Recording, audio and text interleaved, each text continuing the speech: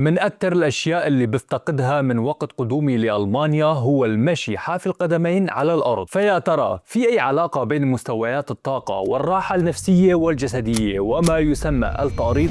شغلة وحدة يتفق عليها كل مين إجا إلى ألمانيا سواء الشباب أو البنات، وهو انخفاض في مستويات الطاقة والراحة النفسية، وارتفاع في مستويات القلق، وحب أكثر للعزلة والوحدة، وأيضا عمل مقارنات دائمة بين الماضي والحاضر. فمثلا قبل كنت عاني من فقر في الدم، وفقر في التغذية، وفقر في المال، وفقر في كل شيء، ولكن مع هيك نشاطي كان أضعاف ما هو عليه الآن، وكنت أقوى جسديا ومستقر نفسيا. واليوم باكل اللي بدي إياه، وبمارس الرياضة، وعندي دخل شهري، وموجود في دولة أفضل من سوريا في كل النواحي. طيب لكان وين المشكلة؟ سؤال بيتردد في ذهني كل الوقت، فقررت دور على كل الشغلات اللي كانت موجودة في حياتي سابقا ومانها موجودة حاليا. وأحد هدول الشغلات كانت التأريض، أي تحقيق اتصال مباشر بين الجسد والأرض. ولما دورت وبحبشت على هذا الموضوع فعلا لقيت شغلات أبهرتني، وهذا اللي خلاني أعمل الفيديو. فمثلا لقيت شوية أبحاث ودراسات بأن التأريض يساعد في امتصاص إلكترونات من الأرض،